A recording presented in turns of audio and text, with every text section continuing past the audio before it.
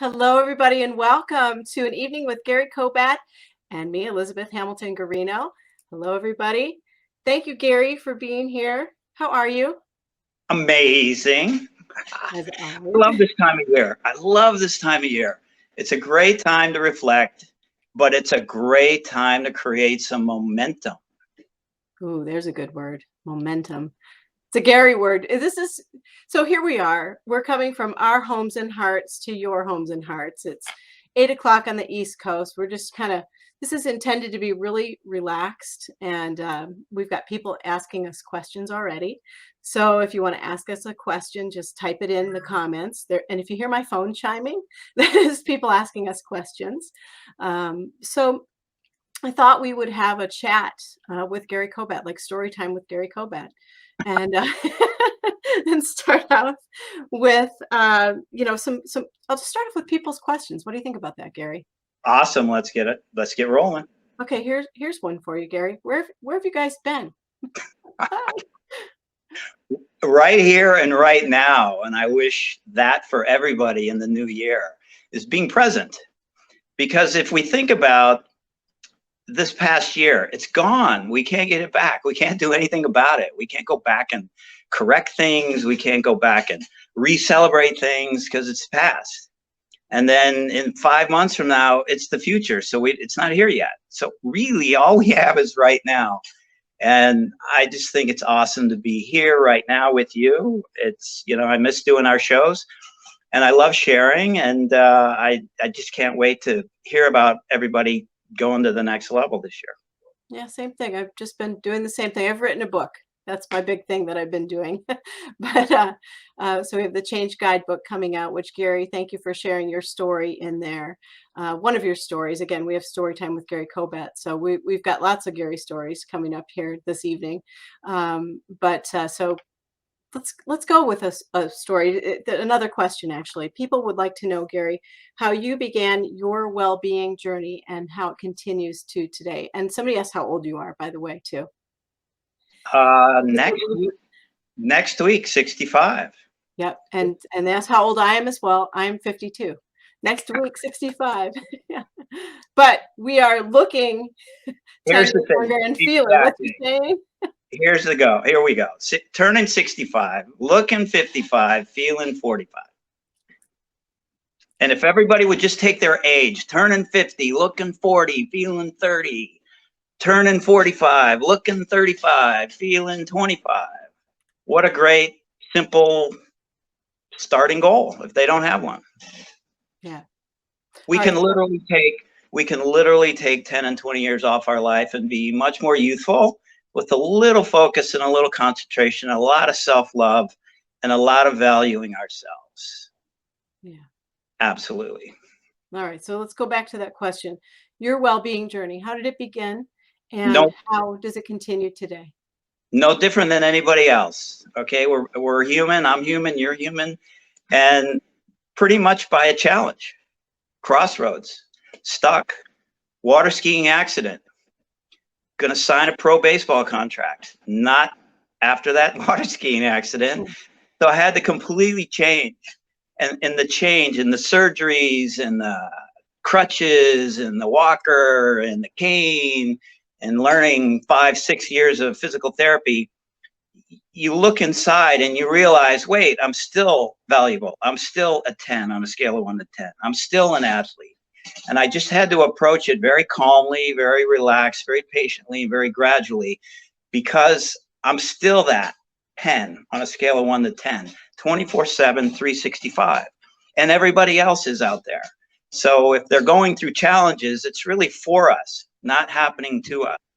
And that's the key. And that's literally embracing and accepting that I was still a world-class athlete at whatever, 25. So what is that, 40 years ago? And the path was charted for me the rest of my life. So how have athletics played a role for you throughout your life? You're constantly writing your own comeback. It's an inside job. You got to look inside. Everybody gets nervous at the starting line of a race. Well, you don't if you feel valuable enough and you've practiced, your nutrition is sound, and you're ready for the race, it's just another start. It's just another training session with a number pinned on you, basically. So it's basically a state of mind. So everything's mind driven. Mind drives the body. Mind drives the emotions. Valuing ourselves and self-care drive our worth. And our worth is something people just they forget. And so when they get caught up or they get low vibration, they forget they're a 10 on a scale of 1 to 10. And that's a project. That's a practice. And it started 40 years ago. It's a daily practice. It's catching myself when I feel like a 2, or I feel like a -3, or if I react to something at a -6. I just have to pause and take a deep breath and remind myself I'm a 10. I'm gifted and talented. You're gifted and talented. Everybody out there is gifted and talented, creative, and catch on to that, connect with that, be heartfelt about that, and then everything else becomes smaller. All the stress and all the fear and all the I'm not enoughness gets a lot smaller when we connect to our gifts and talents. So my book is about change, the Change Guidebook, how to align your heart, truths, and energy to find success in all areas of your life. When I say that title, what does that mean to you? We already are what we desire to be. It's already there. You're already a 10. You're already a master at something. You just have to practice it. You're already gifted and talented, intelligent enough to craft the end result. So when I work with my world-class athletes, and we've been traveling this past year all over the world, and the world championships are now open again, and the Olympics are about to start next month. And so I work with a lot of world-class athletes, and we got a lot of silver medals, and we got a lot of wins this year. That was all them learning that they're a 10 also, no matter what country, no matter what race, no matter at what level. And they are already what they desire to be, versus their thoughts, or versus, not enoughness, or their past. At any moment, we can be an optimal 10 at any moment, in any race, in any foot strike, in any swim stroke, in any pedal stroke on a bike, and any stroke on a canvas for an artist, or any, song that you're singing, any book that you're writing. It's all about connecting to your enoughness, your worthiness, your value, and letting that come through onto the pages or onto the race course. And your book is about, connecting to what's already there, right? Mm-hmm. Yeah. So if you're listening and you're hearing Gary say world-class, or world-class athlete, or world-class you, and you don't feel, and people don't feel that way, Gary, what's a way to feel that way, to connect to that feeling of feeling world-class and being world-class? What's the best way to connect to that feeling and be that? Everybody has gifts. I mean, I know some of my clients, oh my gosh, they love just working on cars, and they're a master at working on a car. And then I have others that are lawyers, and they're master at their craft. And I like moms, they're just master raising kids and balancing when all chaos is breaking out. They're amazing. They're just amazing at that. So everybody's world-class at some point and some level and through their gifts. And it's important to remind yourself of that. Everybody's world-class. So when I get an amazing athlete that comes to me, I'm already talking to them as if, let's say they're 17th, or let's say they're 25th in the world. No, I'm looking at them as gold medal. And that's our goal, is gold medal or podium. And because they just have to learn how to practice connecting with that. And that's where 60 sessions or 80 sessions or 16 sessions, or they do the sessions on their own and they meet me once a week. So it's 16 weeks. And we just keep revisiting their power, their personal power, their gifts, their talents, their intelligence, their creativeness, their high vibration inside is what's going to create something on the outside. It's not going to come from outside. It's going to come from inside. It's all about inside. And your book is about connecting back inside to what's already there. Okay? We already are courage. We don't have to go find courage. We already are. We just have to remove the layers that's stopping us from feeling courageous. Love that. Absolutely love that. How do you know who to pay attention to with all the noise out there, especially this time of year? There's a lot of information being thrown at us to do this, do that. This will work. When you wake up, January 1st, you're going to be a new you, and so we've called this New Year Best Ever You, Authentic You. um, but what are the chances that you're going to be a new you on January 1st? Well, first of all, I always say, let's pause. So I teach the pause. And the pause is like taking a step back, taking a deep breath, and anchoring yourself in what is. Okay? And what is you don't want to be a new you. You want to be you. You want to be authentic you. You want to be world-class you. You want to be, and that's do, be, do, be, do, be, do, right? The old song. So it's really doing and being and doing and being and doing and being really you.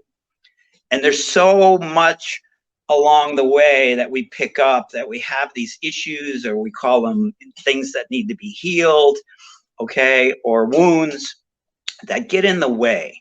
And so it's just facing those wounds and facing those not enoughness's in life, or feelings and thoughts, and learning what they're all about and taking our time. So it's really about becoming aware. Like the first step is to become aware, of where we're at and our personal power and our really, and if you're not feeling enough, that maybe that's where you start. Hey, my work is on not feeling enough. Coming from your heart, thinking with your heart.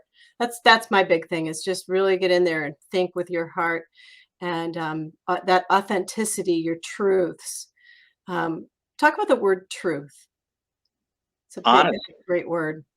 Honest, keeping your word, honest, authentic, truthful, love. Truth is love.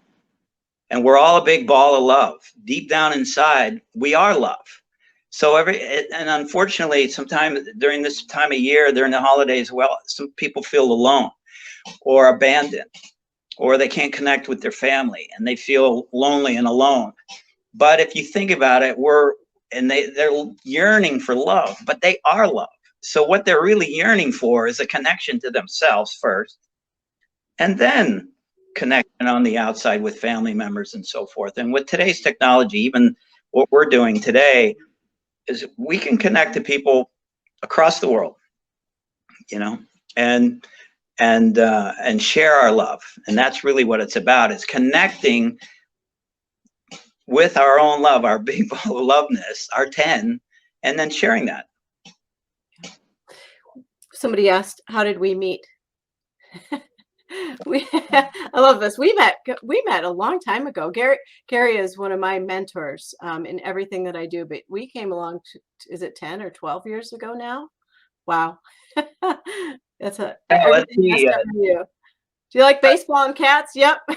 Yeah, baseball, cats. Let's see. That was a new hip ago, and a new heart ago. Oh yeah, you got to talk about this. Yeah, tell us about your heart. Talk about hearts. Heartfelt. Here's a heartfelt story. Yeah. So places to start. So maybe a theme. I like one word or one theme. Everybody's like, I got my 27 goals, and then by the 15th or 20th of January, they're not even anywhere near them. And by the 30th, 80% have thrown them out the window. And maybe, 20% are still pursuing their goals or on their way to their goals or have action plans towards their goals. How about not doing all of that? How about having a theme, right?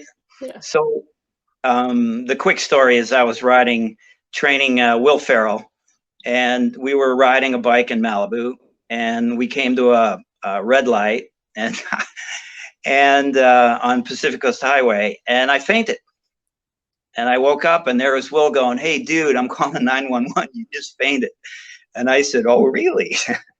Okay, I approve of that. Go ahead. And I made my way towards the curb, and the ambulance came, and a week later they found my heart valve, which my dad had a problem with and my grandfather had a problem with. It was a heart valve.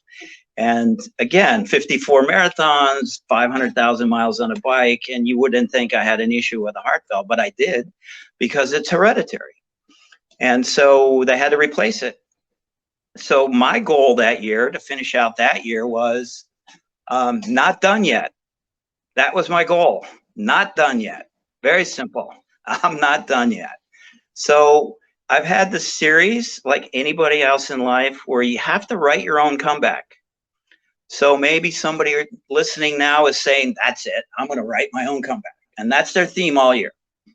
Or maybe their theme is not done yet, because they're not done with something. And they still feel they can achieve something, or polish something, or create something, or start something, or finish something. Okay, so it's all about believing in yourself, connecting with your worthiness, your enoughness, and your 10, and then being patient about it. And you heal when you're ready to heal. Not a day sooner, not a moment sooner, not a minute sooner, not an hour sooner. When you're ready to heal, you'll heal. And so my overreaching theme was, I'm not done yet, as in I'm moving forward. And then a year later after that was optimal health. And a year later after that was, which is this next coming year, is performance health, which we're embracing again and competing again, and, you know, pushing my clients harder and so forth and so on. So it doesn't matter what happens to you. It doesn't matter. It's happening for us. And again, it's all about looking back inside and healing what needs to be healed, or shifting or changing your story, or shifting and changing your habits. And so now it's very fine-tuned. It's never not healthy. It was just, I was born with a bad heart.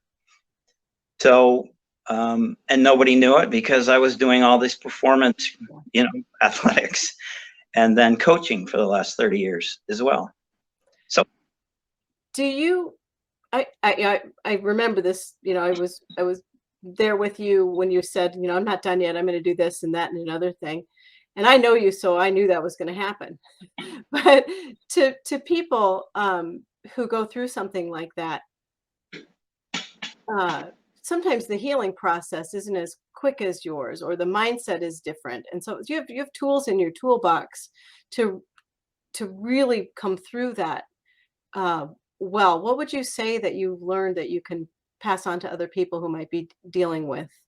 The power is in us, right? The power is in our gifts and our talents and our worthiness and our value and our worthiness, our 10. Okay. And what happens is we get attached. And so we have to heal that. And like I said, some people take 2 months, some people take 2 years, some people take 10 years. And the longer it takes, it's usually because we're not so connected to our worthiness. And so, again, the 3-phase system I teach is becoming aware of what our blocks and what our insecurities and what our wounds are, but becoming aware of our gifts and talents as well.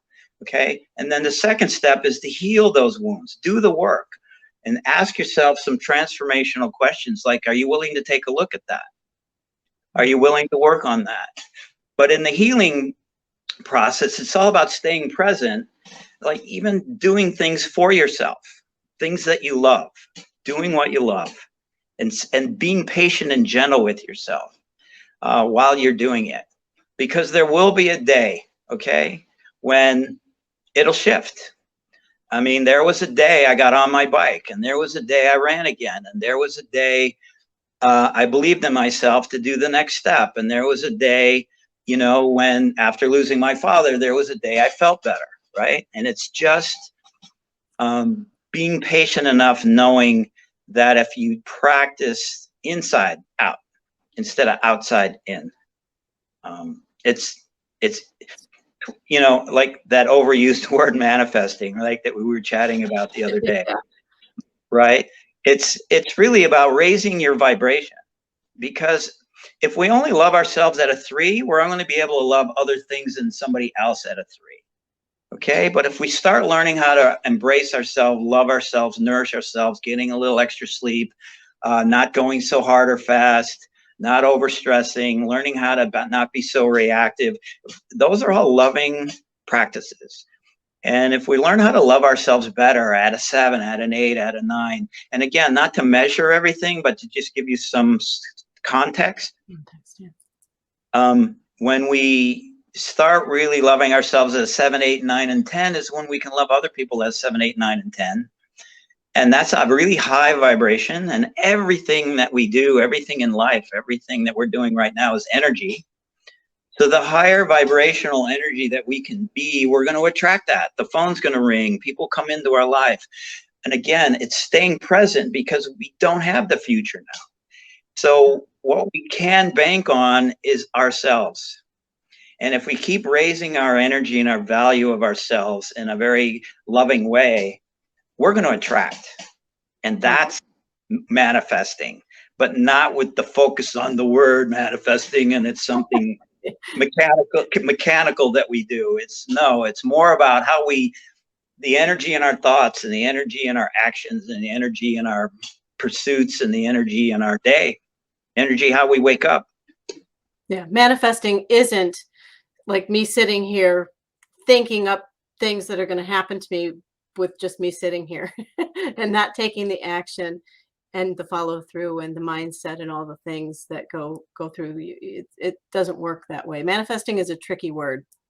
And and this was powerful in my life years ago, as we start to learn how to not run around with our hair on fire, which I used to do probably 30 years ago, as an athlete and a type A and so forth, it's more about as we connect more. And again, I'm just as human as everybody else and just as faulty as everybody else, and to just laugh at myself when that happens, but the course corrected. So to course correct it and to connect with my loving self or my gifted self as quickly as possible, instead of moping for a week, it might laugh at myself a minute later and again, get back on track. And it's just that high vibration, walking around. And then the major shift that I made, it was then to share that. Yeah. And when you share that higher vibration and just like give it away, just be it and do it. And there's that guy again. There's that energy again, or there he did something again, or there he said something again, and just keep sharing it. And then challenge them to share it. Challenge them to go be it. Well, this is one of the lessons you and I taught in Percolate, Let Your Best Self Filter Through, which was my first book with Hay House. And Gary saw through pretty much every word of that book, helping me and assisting me to kind of craft the messages there, especially the last chapter about peace. Can you talk about what we wrote in the back of Percolate there with peace, when you go this way or this way, and learning to really find what keeps you peaceful and in the moment? Well, again, if we just did a little graph, some people like graphs and pictures and things, and that's cool, and they can visualize it. 2, 3, 4, 5, all the way up to 10, and -2, 3, 4, 5, -10. Well, if you're way down in the gutter, way down, we call it in the basement, and you're helpless and hopeless, that's about like a -9 or a -10 depression. And so you got to work your way up above the line into the positive by being grateful. Like, I remember when I got a new hip, which allowed me to get back into competition. Okay, what's my theme? Okay, I wanted that one word theme again. What am I going to live by? And I put the word grateful on my license plate. Yep. So now, whatever it is, 12, 13 years later with a hip, every time I drive, I'm driving the grateful car, right? And I'm driving with some gratefulness, and I'm grateful of that car. I'm grateful of being on the roads. I'm grateful of being alive. I'm grateful to go to the store. I'm grateful to pay for anything in the store. That type of thing. Just being grateful will immediately raise you to like a 9 or a 10, just by being grateful. So when somebody says, and you ask me about all these people have all these tools and all these programs and so forth, the first step is to become aware of where you're at. Okay. And the second step is to understand you're going to do it. It's not magic bullet and magic tool and magic, system and magic stepping program. It's going to be how you can implement somebody. If it resonates with you is, again, one of the best ways to know it's for you, and then to implement it and then share it. Almost jumping out of my chair here with the word gratitude. I love, that's my favorite word. I think people know that, but gratitude for me, I'm a person who's nearly lost my life on multiple occasions with food allergic reactions. And so for me, every day is such a gift. I mean, I wake up and I'm like, breathe, gratitude the whole day long. And when you really ground yourself in gratitude and root everything in gratitude, it changes the perspective. Yeah, and I don't want to simplify where people are right now. No, there are some people that are depressed, and there's some people that feel alone, and there's some people healing. And that's life. I mean, we're perfectly imperfect. Yeah. And to just embrace that. And again, like perfectionism, right, is one of the biggest wounds we have to learn to grow through. And that's another concept, and that is fear. We have to face fear. We have to grow through fear. We have to grow through we're not enough. We can go around it or above it or below it or fake it or pose that we are.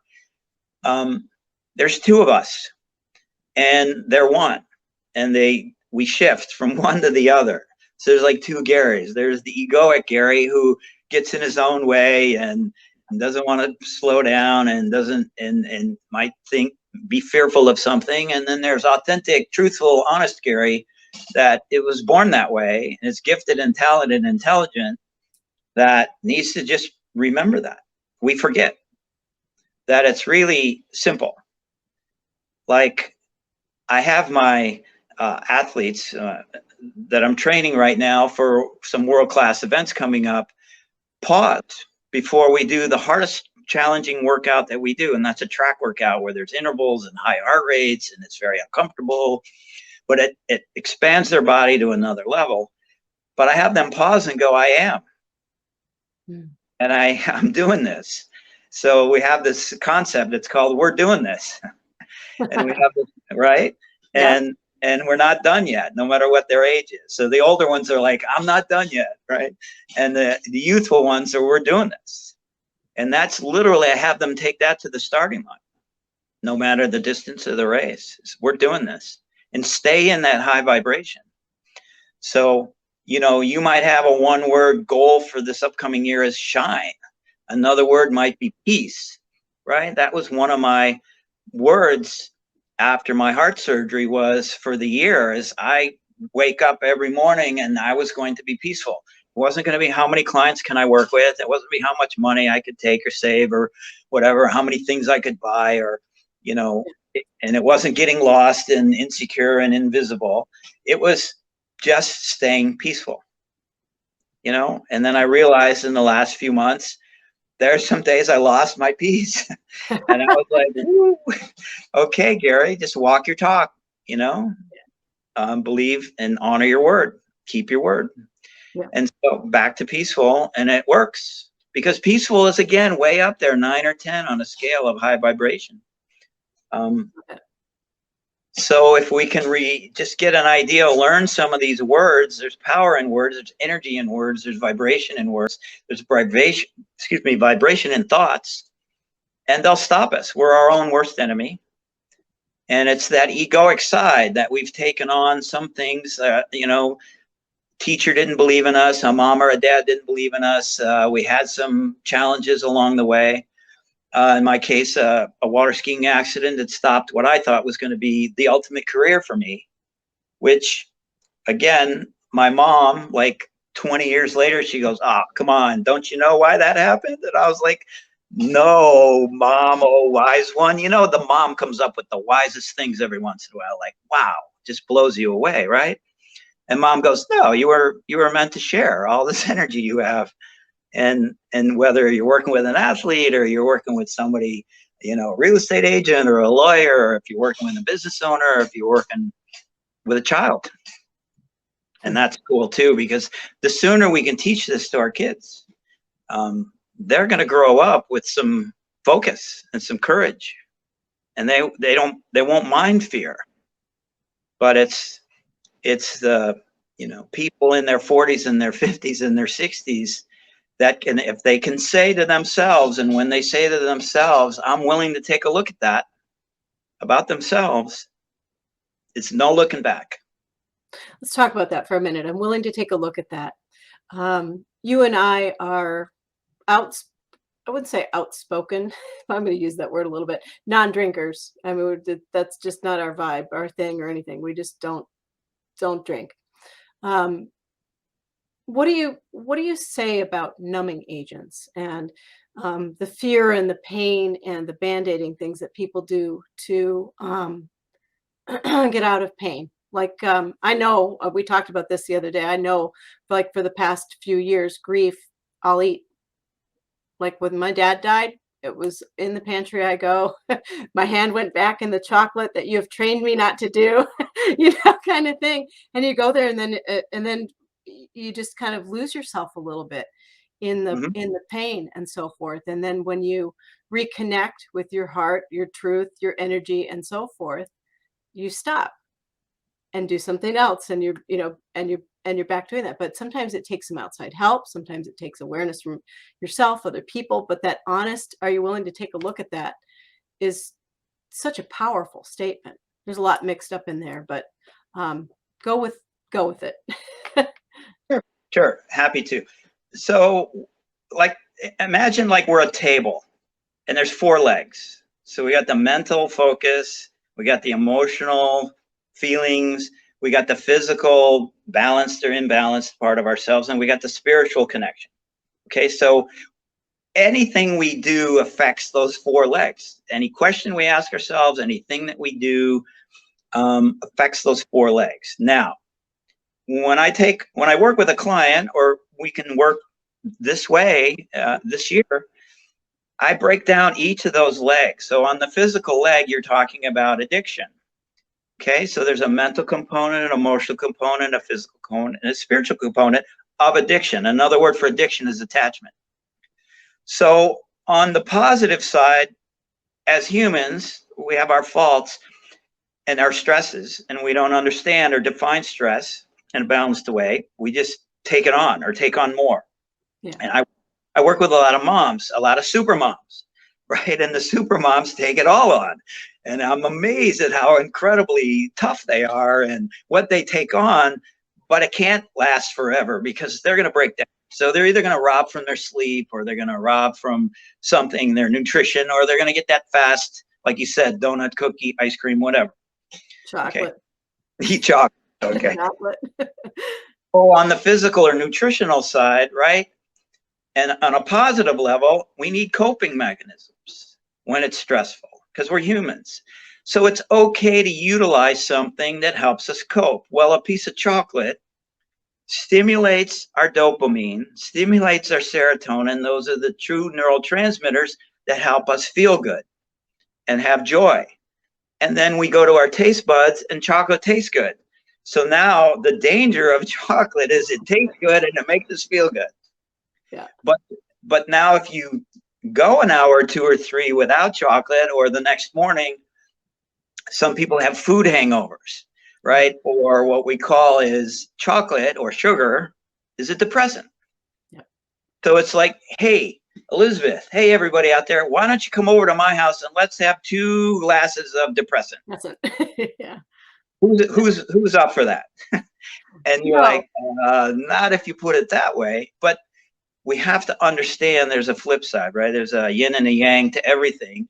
And pretty much the coping mechanism, if you overuse it, it becomes a numbing agent, and it stops the pain because it tastes good and feels good and it's joyous for a moment.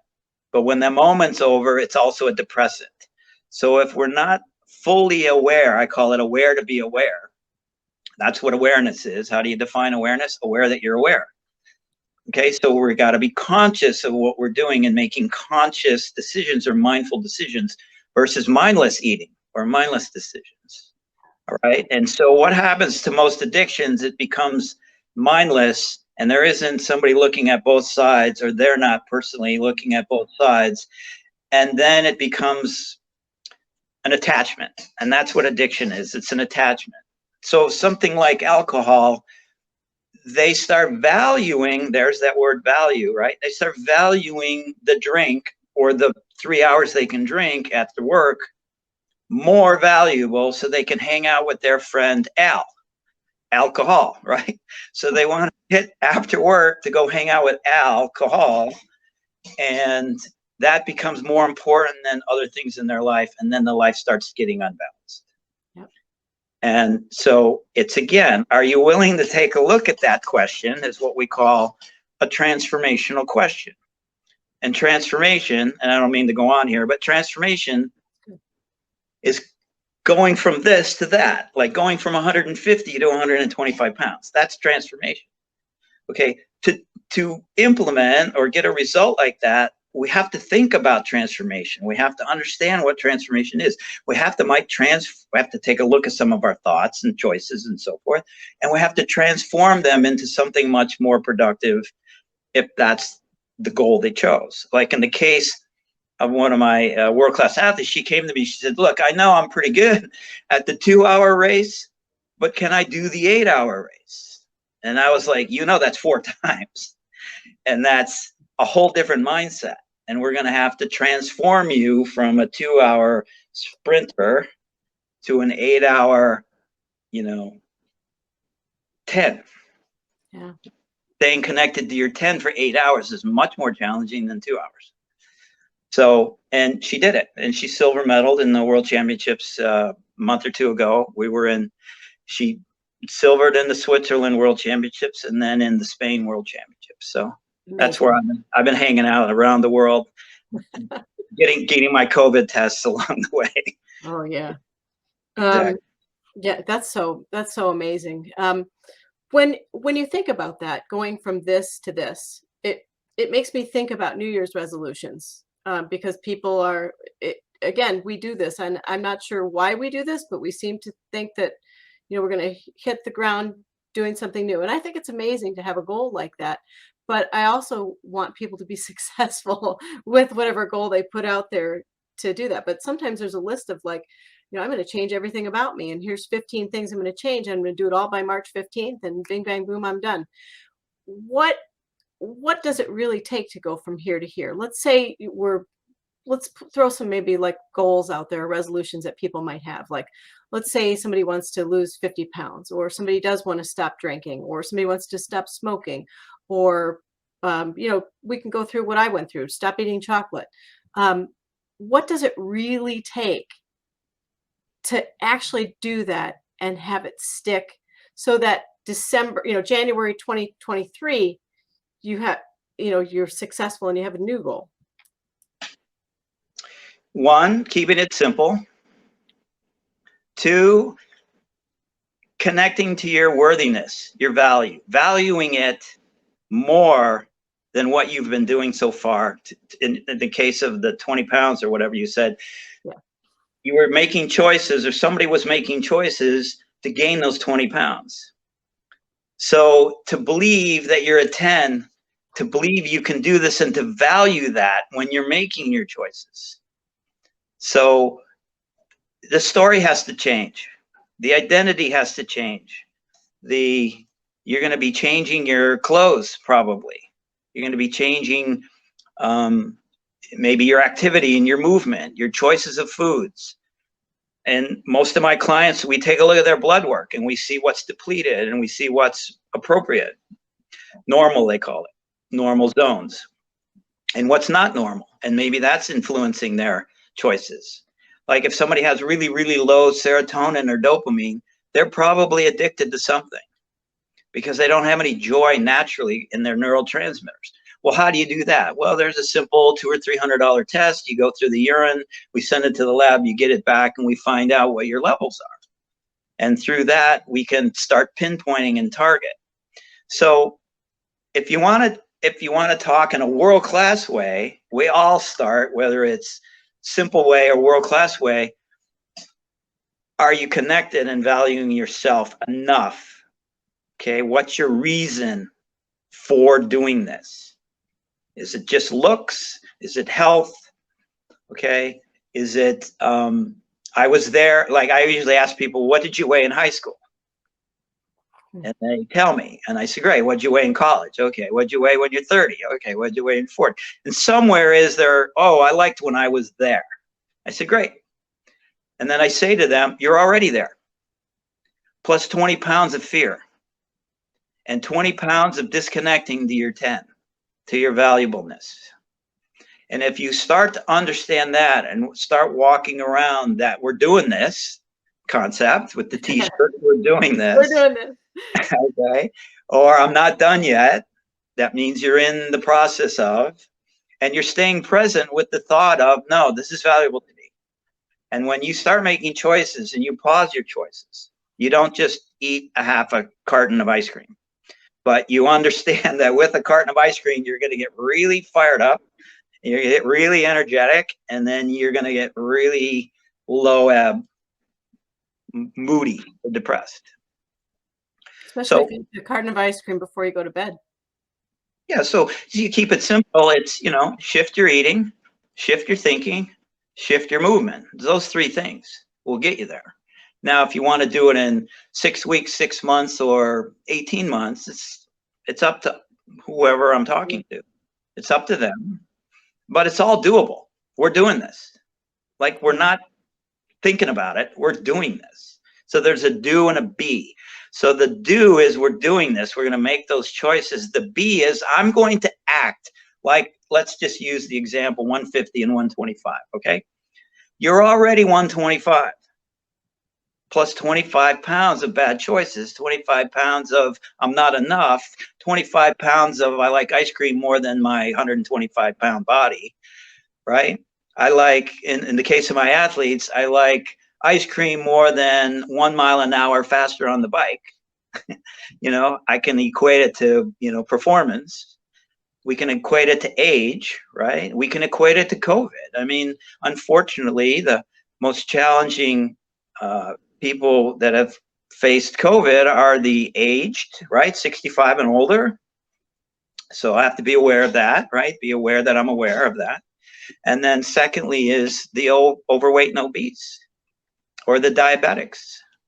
And those seems to be the categories that have had the most challenges in either HCU or have died. Yeah. And that's important. Can I throw the word but in? But Gary, you can just take that one. But Gary, you know, I don't know. I don't know how to do this still. You know, I don't like myself. I don't understand you're worthy. I don't understand self-love, self-worth, self-care. I don't understand how to, you know, I'm just throwing it out there. You know, what if people listening don't understand how to connect with those things, self-care, self-love, and self-worth, or understand what those concepts even are, because maybe they didn't grow up with that. Are you willing to take a look at that? Yes. Awesome. Great. And are you willing to take a look at some of the definitions you have around those things? Yes. Okay. And are you willing to take a look at how you make some of those choices and why you make some of those choices? Absolutely. Okay. And as I suggest to my athletes, like for the runners, I tell them out of 10 runs, 8 are going to be awesome and 2 are going to suck. So are you going to be okay when it doesn't feel so good? And you're not going to go backwards. You're just going to say, oh, there's that 2 out of 10 thing. And that's just normal. Why? Because we're perfectly imperfect humans. We have faults and we have bad days and good days and so forth, and gift days. So I asked them, are you willing to chip away at this, gradually move through this? For example, I was doing a movie with Martin Scorsese and Adam Driver and Liam Neeson and Andrew, and he played Spider-Man. So I was meeting with Andrew and Martin Scorsese, And I turned to him because he had to lose like 45 pounds. He was already thin. So I had to create him into like ribs, but in a healthy way. Right. So I turned to him and I said, so what's the worst thing you eat? And he goes, like a little kid, chocolate chip cookies. That's like me. Chocolate chip cookies. And I said, okay, that's cool. It's cool. I said, yeah, I mean, that's human. You chocolate chip. How many did you eat? 4. I said, how big were they? Really big. I said, okay. He goes, you're not going to take them away from me, are you? I think I said that to you too. You're not going to take that away from me, are you? No. I said, No. no, because it's all about empowering somebody. I said, you're the boss. You're driving the bus. These are your choices, and we're going to learn about those choices. But I said, how about if we give you 3 weeks to start losing the chocolate chip cookies? He goes, 3 weeks? I thought you were going to take them away tonight. Tell me I couldn't eat anything. I said, no, that's set up for failure. Just all this cold turkey things and ungentle and unkind and ungradual. But how about if we just start shifting and you learn along the way? So what I like to say is I love what inspires me is when my clients are sharing what they learn with other people, and then they become the biggest influencers in a positive way. And that's what we can all do. The painter that teaches somebody how to paint or how they make decisions on painting, and the comedy, the comic who teaches people comedy or stand up, and the others that, the athlete that turns into a coach that shares what they know. So yeah, I mean, for those that don't know, some of the biggest projects I've had are Hollywood calls when it's major transformation time. So I get the projects where there's major transformation in a mind and a body, in a scene and a character on a movie. And so I work with those that are the most challenging and difficult. Yeah. Because it's again, we're all human and we all have our stuff, and that all has to be nurtured and understood. And again, are you willing to take a look at that is one of my favorite questions, because if somebody's willing to learn, there's no looking back.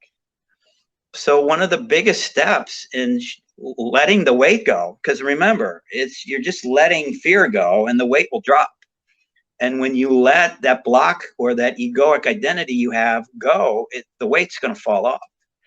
Obviously, you have to do some doing, right? You ask me all the time. It's not just being and manifesting. Oh, whoa, whoa, woo, woo.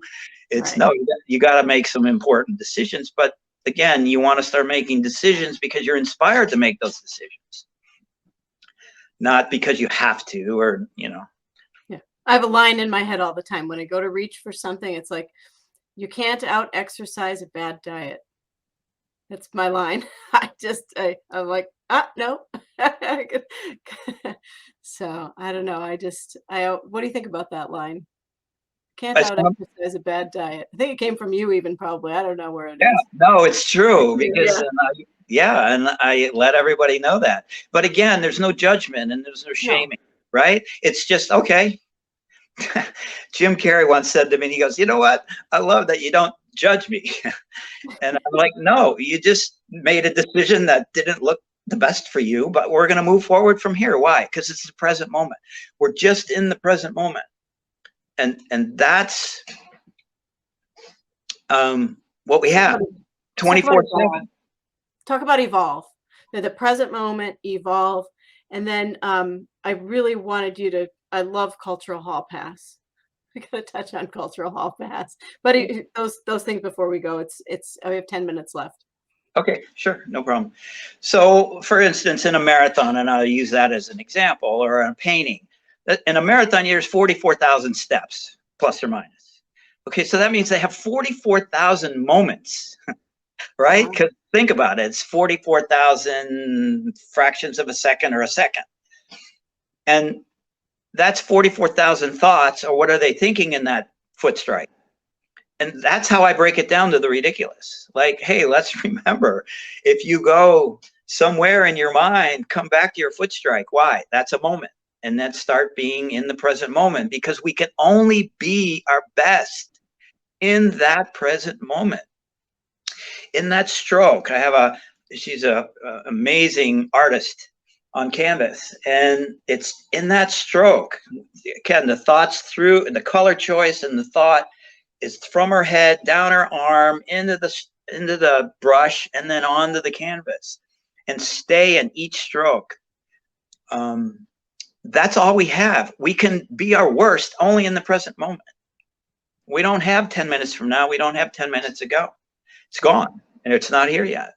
So if we can just remember that, we only have right now, and to come back to right now. So when we're making a choice, and if we make it from a -3, we're going to get a -3 result. And if we make it from an 8, we're going to get an 8 result. I remember way back when, Oprah, right? She lost weight, and then she'd eventually gain it again, and then she'd lose it, and then she'd gain it again. But every time she would lose weight, she goes, I need to make everything a 7 or above, right? Myself, the choices I make, the workout I have with Bob, and so forth. And yeah, it's kind of that concept. It's when you value something, and you value at a bar high enough that will honor you as a human being. That's where we make significant results. Okay. The cultural hall pass at this time of year, well, I always say from Halloween to Super Bowl Sunday is the window of time we gain most weight, because on Halloween comes the sugar, and on Super Bowl Sunday, I mean, it's now competing with what? New Year's Day, Christmas Day, and Thanksgiving is the most food consumed as a human being, right? On one day or 1 4-hour sitting. So we have to watch that, or just be aware of that. And I'm not saying don't do it. I'm just saying be aware, set yourself up, spread it out, make good choices, as we always say. And understand, though, when it's dark and dreary or rainy or cold, or the sun isn't up as much throughout the day, like now, it's winter time. It's not so easy to lose weight either, if those things affect your mood. So remember, food is fuel, and food is mood. And so food also has an after effect. It could be energy, or it could be a depressive piece of a choice. So cultural hall passes. Everybody puts on, not everybody, but a lot of people put on weight during that window of time, and they also do the holiday parties, and they eat the cookies and the eggnog. And now we got New Year's Eve celebration, and then we got Super Bowl Sunday right around there. And I always say there's a positive to the cultural hall pass. We have a hall pass to what? We're not working as much. We can work out more. We can eat better. We can start the new year with a momentum. And the other part of cultural hall pass is we can be like the masses, like 7 out of 10 people are overweight and obese. That's this unfortunate statistic in North America. And that means 7 out of 10 people are falling into this cultural hall pass, where we can just let it rip and not worry about our health and gain the weight because, I'll lose it, by February. Yeah. And then 80% of the people don't. Right. And then you've gained 10 pounds or 20 pounds. What's the average weight gain during that? Is it 10 pounds or 20? Is it more now? Yeah, 6 to 10 pounds. It's a lot. Yeah. It's too much. Does the average person still gain like 10 pounds with every decade also? I can't remember if that's. Well, let's just put it this way, and not focus on the weight. Let's just maybe paint a picture of what happens in the human body. Yeah. The older we get. So the most vital muscle mass we have is around 32. The most testosterone the body's made to peak out at around 32, women and men. And then from then on, 32 to 62, we lose it every year. So we lose testosterone, we lose muscle mass. And then when we go maybe 50s and 60s, we don't lift weight, or we don't do as much activity as we used to. And we buy into that cultural hall pass. And I always say the older we get, the more we should move, not the less we should move. Because if the more we moved as we were older, we would still be lean and athletic and flexible. Have a flexible. Yeah, flexible. So we lose things internally in our blood over the years unless we're conscious of that, and we make sure, like lifting weights improves testosterone no matter what age you are. Yeah. And so you don't need synthetics, and you don't need to be on performance athletic drugs and things like that. You can do it naturally. People are texting us all sorts of questions on this topic, and we have 5 minutes left. My phone is going ding, ding, ding. Go for it. Yeah, I'm going to pick this up and just see what people are texting us, because it's, okay. Yeah, it's more along the lines of, somebody was asking about your mirror concept, about mirroring decisions and results, and asking if you could explain that one more time before we go. About how you see yourself and the results you're going to get. So if you see yourself as an 8 and act, and do everything as an 8, you'll have results to be an 8 or 10 or whatever it is. Right. So I'll tell you in the Wayback Machine, because you asked me a question like, when did it all start? Yeah. How, and one of the angles it started is I would just mirror and match a pro baseball player. Yeah. So I would warm up like them, perform like them, do spring training like them. And again, this is a little older, so they weren't eating as good. So that's when I learned nutrition, and I took weight training and everything to another level for myself. But I would mirror and match a pro, and I'd try to get the results they were getting, right? That's the quickest way to get results. They've got the flight path. But if you look at that, and now looking back, I was mirroring an 8 in their craft, right? Or a 9 or a 10. And that's what I mean is, it's like, you got to think like it, and sleep like it, and eat like it, and dress like it, and walk like it. And if you just took a pyramid and all of these strings hanging down were all of these decisions you can make, drink like it, hydrate like it, recover like it, stretch, get coaching like it, whatever, you're going to create it. It's like a pie. It's like a cake. And it's going to happen. We're doing this.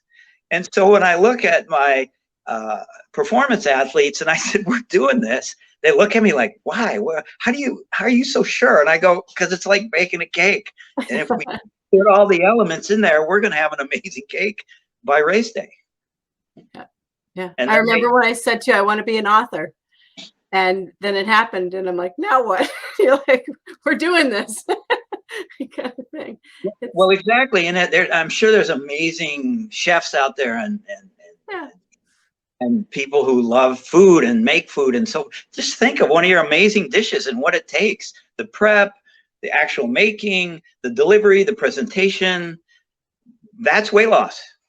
It's no different. We just changed the topic, and you got to get prepared, and then you got to do it, and then you got to present yourself, and then you got to keep it going. All right. One more question, then we're going to go, everybody. We have a question about friends, but my friend circle, for example, when I go to someone's house for the holidays, a friend, family, whatever, nothing on their end is changing. I'm trying to change, but everything there is staying the same. How do I change in a sea of everybody doing the same thing over and over again, whether it's alcohol, food, all of it? Mm-hmm. How do you be different and put your foot down and say, no, I'm sorry, I'm going to go dairy free, or I'm not going to drink that, or whatever? And do you need to put your foot down? Do you need to sometimes be rude about it? That's what the question is. Okay. So I'll start with the last question. You never have to be rude. No. Okay. If somebody misinterprets your decision, like the hostess or the host, okay, this is really important. And then everybody can write this down. Everybody is responsible for what they think, what they feel, what they say, and what they do. Everybody's responsible for what they think, what they feel, what they say, and what they do. So the hostess takes it wrong. You're not eating her food. She's responsible for her thoughts, her feelings, what she says, and what she does with that. Okay. You as a invitee, okay, are responsible for your choices. So you're responsible for what you think about what you're going to drink or eat, how you feel about it, what you actually do, and then if you say anything about it. So what you would do is, I always say, this looks amazing, and I don't have any idea how much time it took you to make all that, but I'm always fascinated because I don't cook like that. So I truly am from my heart telling them, oh my God, this is amazing. And I just don't partake, or I'll drink sparkling water. Yeah. And that's why, because that serves me. That's me. That's my performance health goal for 22. That's going to make me a better athlete. That's going to help me on Saturday's training session. You know, so I'm making a decision for me, and it's nobody's business. Let them judge it. They can't. I mean, they can, but it doesn't affect me because I'm not affected. And if I'd say, please don't take it the wrong way. This is a choice I'm making for me, and you know. Got it. I don't know if that helps your answer. No, I think it does. They're not texting. I think they're listening. So I think it did. If it didn't, text us again and we'll go. Is there anything in the hour, because we're at 9 o'clock now, that we haven't covered that you want to talk about before we go? There's tons, but I think we're good. Yeah. So I'd love, let's do a few more of these. Let's create. I mean, if we can do some plans, some systems, you know, the 8 pillars, the 4 quadrants, we can do the 3 steps. I mean, there's all sorts of 10 points of change. We got that too. We can talk about the change guidebook if people want to. You know, that's coming out in March for sure. Yeah. I mean, I can break down, you know, one of our latest achievements out in Spain. We can take a look at, you know, the highs and the lows and what it took to the 3-year journey those both took to do what they did there in Spain, and podium and silver medal and all that stuff. Yeah. But yeah, they started with, I get this all day, hey, do you think I could do a triathlon? I mean, I get that. And then 3 years later, they're like rocking it. Yeah. Yeah, same. I was at one of my clients, I was running around the track, which if you know me, running around the track is not my jam, but I do it. And they said, you know, are you Elizabeth? Can you help me lose 150 pounds? They were walking around the track. And we, you know, a year and a half later, 125 pounds was off. 150 pounds was too aggressive. But you know, 125 pounds later, and there was a lot of fear, like you were saying. I was thinking about that as you were talking about fear, you know, fear of the new wardrobe, fear of the, you know, change in what they're going to eat, what they cook for their family, how they do, you know, everything about their life changed. And 12 medications gone as well. That's phenomenal. And that's amazing. And that person was already, you know, that end result weight, she was already that, right? Oh yeah. Plus that 100 pounds, 120 pounds. And that's actually another session we could do on fear. I'd love to do that. Yeah, beautiful. Well, we thank you all for being with us. Certainly such a joy to see you, Gary. We are just so grateful for all of you for your support this year with the Best Ever You Network and with us. Visit us at besteveryou.com. You can become a member. It's free. There's books we've written, books we've collaborated on. There's Percolate, Let Your Best Self Filter Through. And then everybody can, of course, pre-order the Change Guidebook, which is anywhere books are sold. And then GaryKobat.com is there as well. I love your website and your mindful tools. Those are always beautiful as well. There's a lot of information out there. And of course, everything, you know, all of our shows that we've done together are available on Best Ever You. And there are things like Finish the Year, Finish Strong. There's a gratitude show. There's so much free content out there for people, but we'll definitely come back and do more of these. Don't you think, Gary? Yeah, not only that, I just want to remind everybody they're a 10. And don't let anybody tell you you're not a 10. And it's been there since you were born. It's there 24/7. You're incredibly valuable. And as you connect to that more, there's nothing infinite that you can do. There's nothing you can't do. It's infinite. And just remember that this year. That's your great theme, world class you. Yeah. I love it. All right, everybody. Thank you so much for being here, Gary. Thank you for being here. And we're just going to sign off. And again, thank everybody. I don't know. I hate signing off shows. So here we go. Bye, everybody. Good night.